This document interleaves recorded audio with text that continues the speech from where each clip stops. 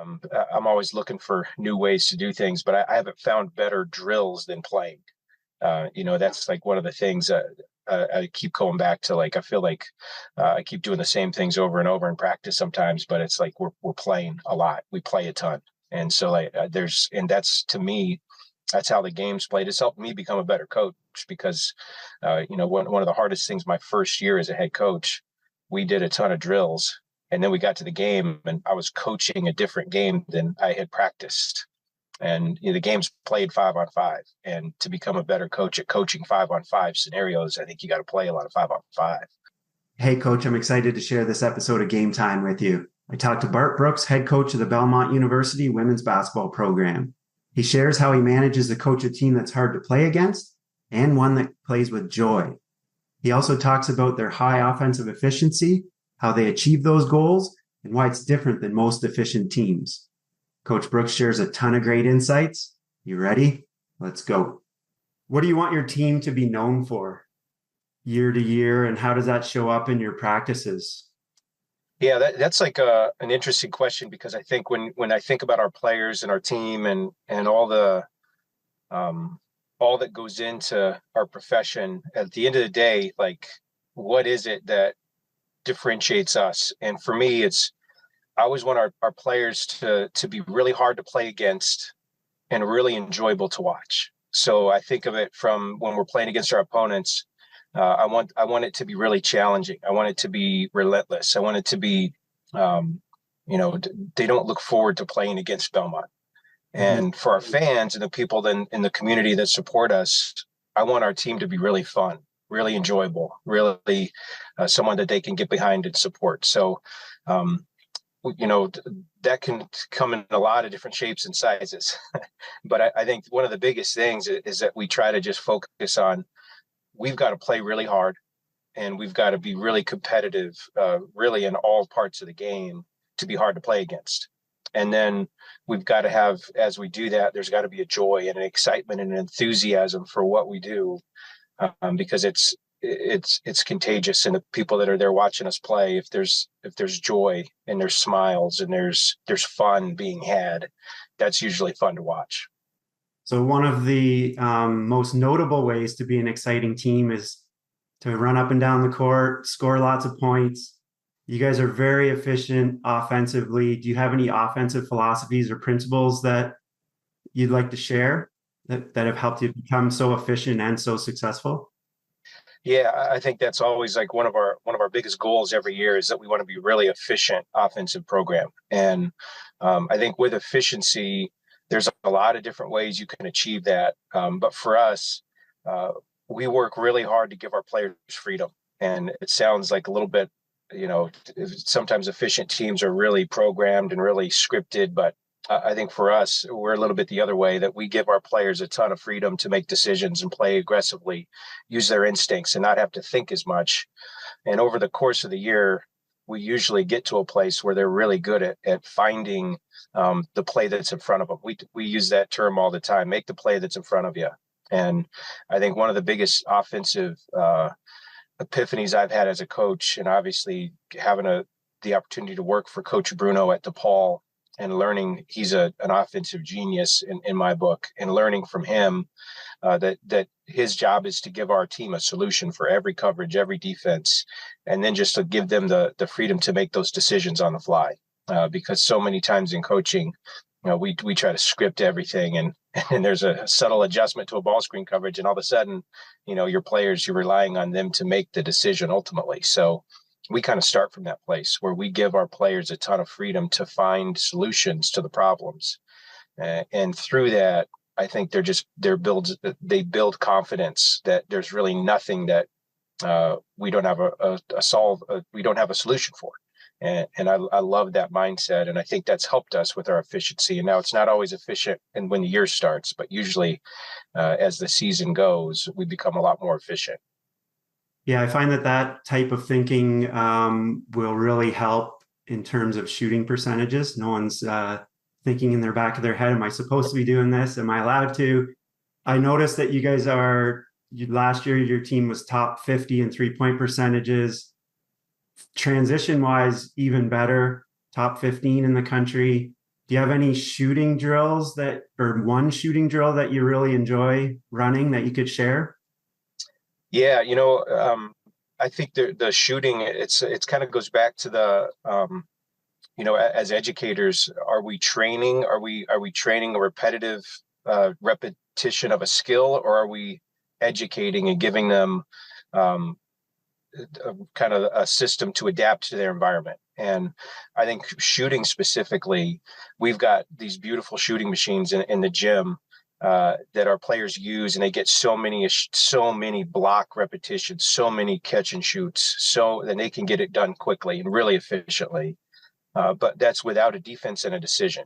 And so many times in our practices, I think when we get together and we're putting practice together, we are not doing block repetition shooting drills. We're doing shooting drills that involve a defender and a decision. And I think the decision to shoot precedes the shot. So you can have a beautiful repetition skill set to catch and shoot, but if you don't have the framework to make the decision quickly and and correctly to shoot, that becomes challenging when you play. So I think one of the biggest things we do, one of the most fun drills that our players they enjoy is we do we call it 2-on-1 closeout drill, where there's one defender, two offensive players, and coach throws the ball to one of the offensive players, and their rule is they get one pass and no dribbles, and they've got to get a three off.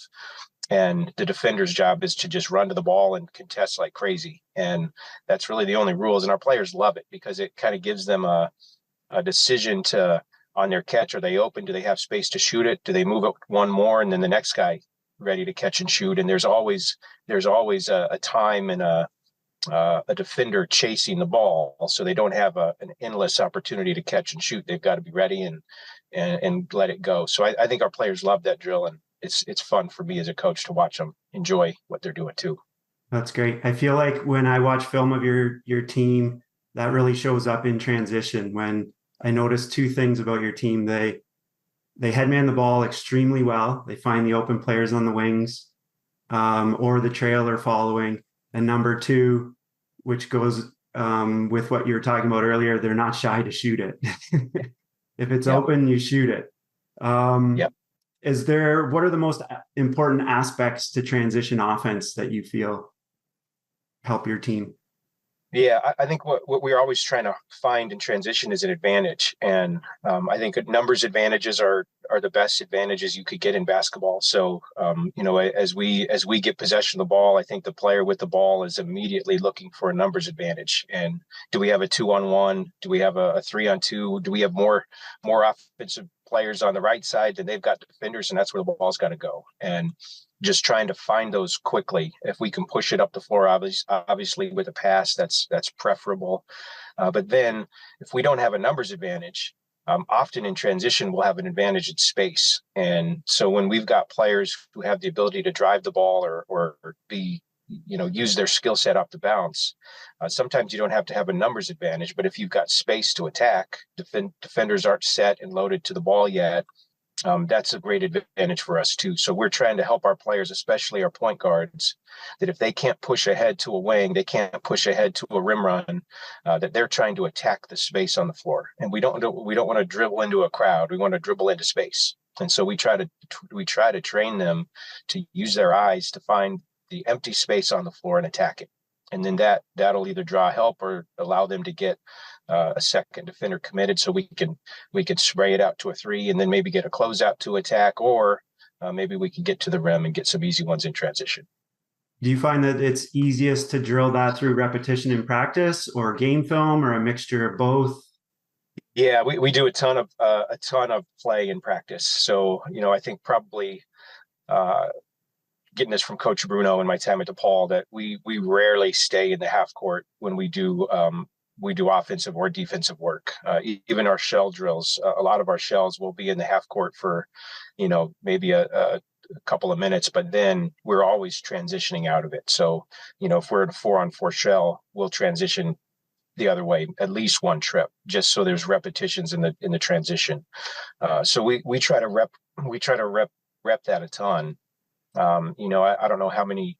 I'm always looking for new ways to do things, but I haven't found better drills than playing. Yeah. That's like one of the things. I keep going back to like I feel like I keep doing the same things over and over in practice sometimes, but it's like we're playing a lot. We play a ton, and so like and that's to me that's how the game's played. It's helped me become a better coach because, one of the hardest things my first year as a head coach, we did a ton of drills, and then we got to the game, and I was coaching a different game than I had practiced. And the game's played 5-on-5, and to become a better coach at coaching 5-on-5 scenarios, I think you got to play a lot of 5-on-5, and so that has helped me become a little bit better. I'm still got a long ways to go. So in terms of practices, then I guess your offense defense transition is kind of merged into one aspect as much as you can, and then you have the skill development. How do you balance or manage those aspects? Yeah, that's a great question. That's something we're always trying to tinker with and get get a better method for all of it. I think we had a couple last week. We had I had a great plan going into the week. 2 days of really skill focused defensive reps of technique and how we're going to guard ball screens, and then spur of the moment made a decision to just play a ton of 3-on-3 and give them the coverages and let them play. And I thought we got so many more purposeful reps in that than the next day when we went back to the skill work, and like we didn't get anything done. And so I feel like I know this, but it takes me time. Sometimes I still stub my toe with that kind of stuff, but yeah, I just think the skill work to me, we try to break it down with our we've got a great group of coaches, assistant coaches. Jamie Givens, Jessica Holman, Amy Malo, and Nyla Johnson are great at helping our players develop skills. And so we try to split our team into groups, and maybe one day we'll work on stride stops and into dribble solutions, and we put a defender there, and then we just let them play out of it. Some days we're working finishes at the end of our dribble, or some days we're working on our takeoffs and making sure our feet are we're using our pivots appropriately on our takeoffs. And so, I think the skill work, we try to do about 15 to 20 minutes of that every full practice. But we try to include so, and again, just back to the shooting part, some kind of a decision, some kind of a defender, some kind of a constraint in the drill, if it's a drill, so the players aren't just robotically going through on-air skill work, but they're kind of applying that skill work to what's gonna apply more to the game when they get into play 5-on-5. When I look at the stats of your team from last year and watching the style of play where you're looking to run on turnovers, long rebounds, that kind of stuff, and getting the ball ahead to the wings or the rim runners, it leads to a balanced attack. I mean, you had 6 people at between 8 and 14 points. You had 3 players with more than 3 assists, 3 with more than 5 rebounds. Do you prefer to have that kind of unpredictability of a balanced attack?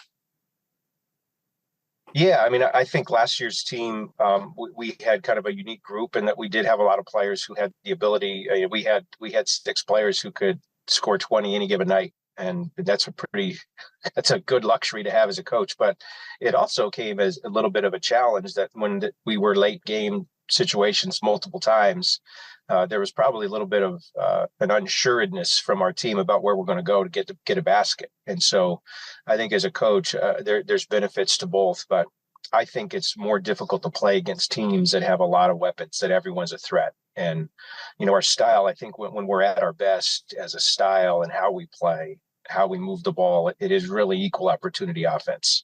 And making the play that's in front of you means that the open player is our best player. And we try to instill into our team that everyone, if you're on the floor, you're good enough to finish the play. So make the right play. And we do that over the course of the game. We're usually going to be in a good place when it's crunch time.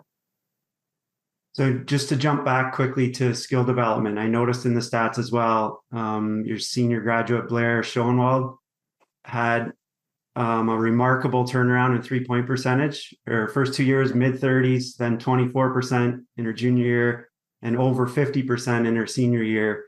What do you attribute that to? Is it hard work, ball shooting machines, skill development? What led to that great improvement? That's a great question.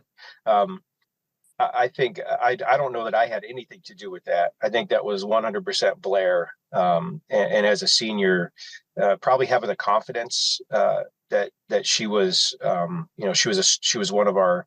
We had about 7 players who were starters for us, so she was one of those players, and she worked herself into that position, and just her dependability. But the numbers are interesting. I don't think she would make 10 threes every practice her junior year and then go in the game, and she just had a mighty struggle. It was like an epic slump, and she just couldn't get herself out of it. And um, that I think, in a nutshell, is the biggest challenge of coaching, in that you want to be encouraging, you want to help her through those moments, and at the end of her career, to see her turn the page and then have a great senior season shooting the ball. Like, it was a surprise if she missed as a senior.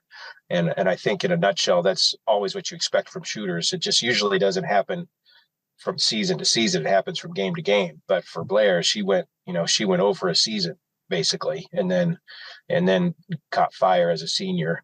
But I think just the messaging for us, more than anything, our coaching staff, I think, did a great job of just providing the environment for her to be free to shoot when she was open, and to have the confidence that she's a great shooter, and that she's done the work, and that we depend on her to take her open shots. And she did that as a senior, and had a great year. You mentioned encouragement. What is an aspect or characteristic of a great coach that you feel has to be there? Yeah, well, I think there's got to be an enjoyment to the gym, the environment that you create as a coach. I think there's got to be excitement and joy. And for us, that's challenging. I think the level, as you go up in level, the stakes become higher, and your job security becomes a thing, and you're paid to win games. And I think that pressure is real for coaches.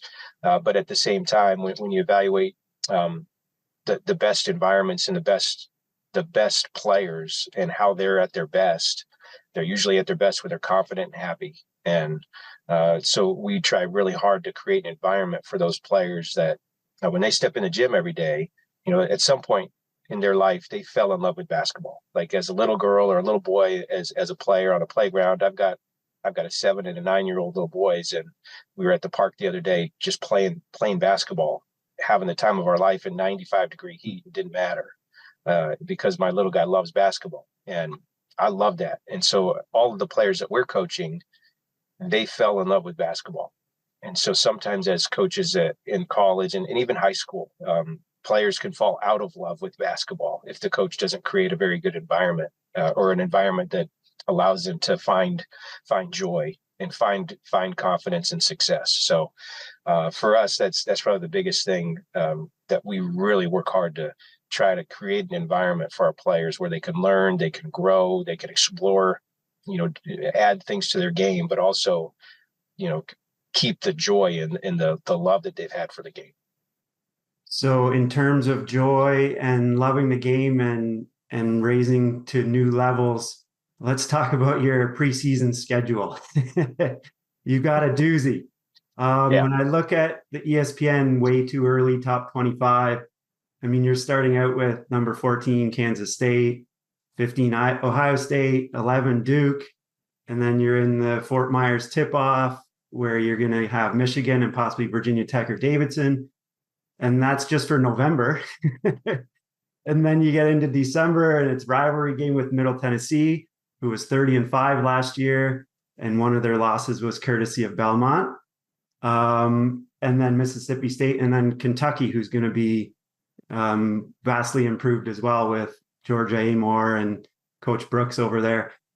What's your thought process going through building your schedule year to year? Yeah, I'm not sure I was awake for the segment where I built this year's schedule. I don't remember any of those contracts being signed. But I think every year our team, we recruit players who have a desire to play at a really high level, and they get excited with those challenges. And for me as a coach, I think there's always a little bit of mindset of having something to prove.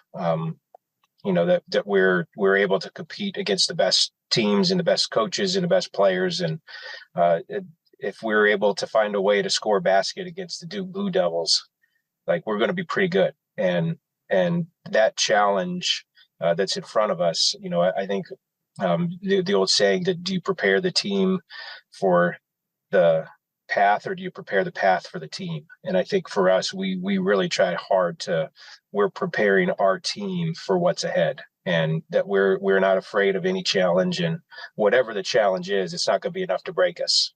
And we try every year to break ourselves in the non-conference season. And then we come through and we're still standing and we're still there and we're still better and we're learning from our experiences. And at the end of the day, for us, we want to be an at-large tournament team. We want to play in the NCAA tournament. And whether we win our conference tournament or not, we want to have the chance to play in that tournament. And so for us to do that, we've got to beat other at-large teams. And for us to beat them, you got to schedule them.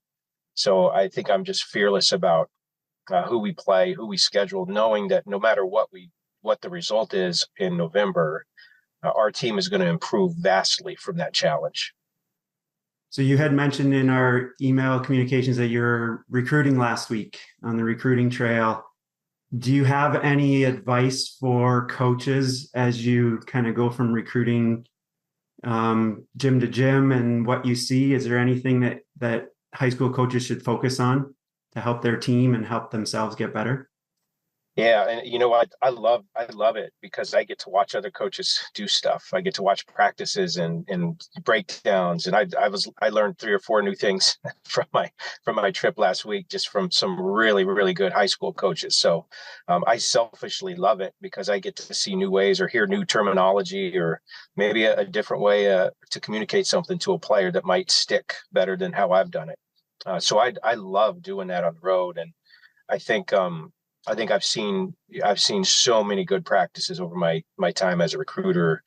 Probably the one thing I would say is there have been gyms where I've gone to and I've watched practices and no one's touched a ball for 30 minutes, and I just feel like that's just a wasted 30 minutes where players could get better at skills, whether it's playing a 3-on-3 series or playing one-on-ones, or even just give them a ball, and instead of just run and give them a ball and let them dribble while they run, just some kind of ball skills involved. And I think a lot more coaches are doing that now, but yeah, that's for me, obviously with my little guys playing basketball, I've been in a lot of youth practices where we've got little tiny kids learning basketball, and I was shocked, I guess, at how many practices I'd look at this court full of little kids practice going on, and how few kids actually had a ball in their hands, and how at the end of an hour practice, little guys got 1 shot or 2 shots the whole hour. And that's hard to develop a love and enjoyment for a game if you don't get to play the game. Yeah, I agree. There's a lot of things for kids to be doing these days, and if they're not having fun, there's no way they're sticking around. Yeah. Okay, we'll end this. I appreciate your time. We'll end it with what I call the fast break. Just 4 or 5 quick questions, 1 word, 1 sentence answers. You don't have to elaborate too much. There's Team A, number 1 offensive team in the country, can't stop the ball. Or Team B, number 1 defensively, can't put the ball in the hoop. Who would you rather coach? Team A in a heartbeat. Yeah, that's an easy one for you. What's one thing that you're trying to get better at coaching?